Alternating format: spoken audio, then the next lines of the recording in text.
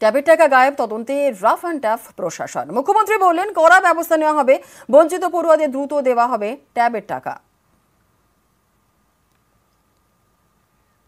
Tab নিয়ে seat গঠন করেছে, এটা অ্যাডমিনিস্ট্রেশনের কাজ, অ্যাডমিনিস্ট্রেশনকে করতে দিন। এর মধ্যে মহারাষ্ট্রেরও অনেক প্রজেক্ট ওরা হাইজ্যাক করেছে, অন্যান্য রাজস্থানেরও করেছে, সব স্টেটের থেকে হাইজ্যাক করেছে। এই গ্রুপটাকে আমরাই ধরতে পেরেছি। সুতরাং আমাদের administration is very strong, rough and tough.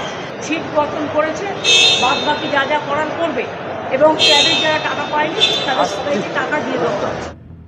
অনলাইনে লেখাপড়ার জন্য ক্লাস 11-এর পড়ুয়াদের 10,000 টাকা দেয় রাজ্য সরকার। প্রকল্পের নাম তরুণের স্বপ্ন। সেই স্বপ্ন চুরি। জেলায় জেলায় ট্যাবের টাকা গায়েব। পড়ুয়াদের বদলে টাকা ঢুকেছে অন্যের অ্যাকাউন্টে। ট্যাবের টাকা নিয়ে রাজ্য জুড়ে তোলপাড়। শুরু হয় ধরপাকড়। 93টা কেস রাজ্য জুড়ে হয়েছে। এখনো পর্যন্ত 11 জনকে গ্রেফতার করা সম্ভব হয়েছে। এফআইআর গুলো হয়েছে, তার সূত্রে আমরা জানতে পেরেছি 1911 জন পড়ুয়া প্রতারিত হয়েছেন। যে একটা আন্তঃরাজ্য অসাধু চক্র এর পিছনে কাজ করার একটা প্রবল সম্ভাবনা ইঙ্গিত আমরা দেখতে পাচ্ছি।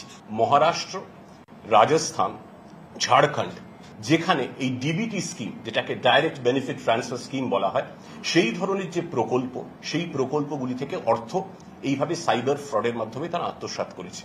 এটার ঘটনা উত্তর দিনাজপুরের চোপড়া এবং মালদার বৈষ্ণবনগর থেকে একটা কার্টেল, একটা ইঙ্গিত পাওয়া যাচ্ছে যে এখান থেকেই অভিযুক্তরা একটু বেশি ধরা পড়ছে। এটা একটা হাব হতে পারে। বৃহস্পতিবার রাতেও মালদা থেকে এক যুবককে গ্রেপ্তার করে পূর্ব বর্ধমানের পুলিশ।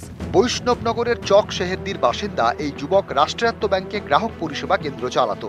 তার বিরুদ্ধে ট্যাবের টাকা 9-6 অভিযোগ।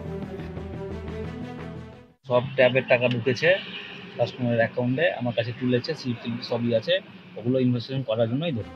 ট্যাব তদন্তে শুক্রবার উত্তর দিনাজপুর থেকে গ্রেপ্তার করা হয় নূর আলমকে। চোপড়ার কাঁটাগাঁওয়ের বাসিন্দা এই যুবকেরও রাষ্ট্রায়ত্ত ব্যাংকের গ্রাহক পরিষেবা কেন্দ্র রয়েছে।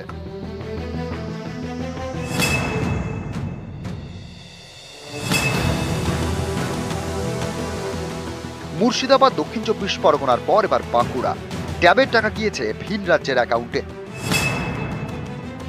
বাঁকুড়ার সিমলাপালের একাধিক পড়ুয়া ট্যাবের টাকা পাঞ্জাবের এক ব্যাংক অ্যাকাউন্টে জমা পড়েছে বলে দাবি তদন্তকারীদের। দক্ষিণ 24 পরগনার অনেক পড়ুয়ার টাকা ঢুকেছে বিহারের অ্যাকাউন্টে।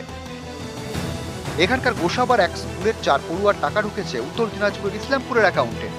ট্যাব কেলেঙ্কারির মধ্যে আমরা জানতে পেরেছি 4 জন স্টুডেন্টের, একজন মেয়ে, তার মধ্যে 3 জন ছেলে, তাদের অন্য অ্যাকাউন্টে চলে গেছে। ইসলামপুরের কোনো একটা এসবিআই ব্যাংকে।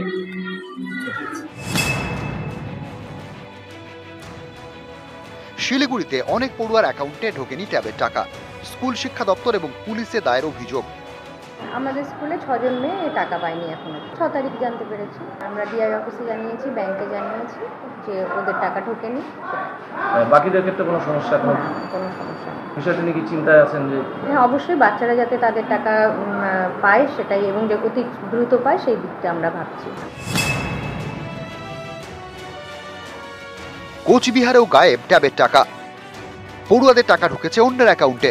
জেলার 6 স্কুলের 90-এর বেশি পড়ুয়া বঞ্চিত বলে অভিযোগ।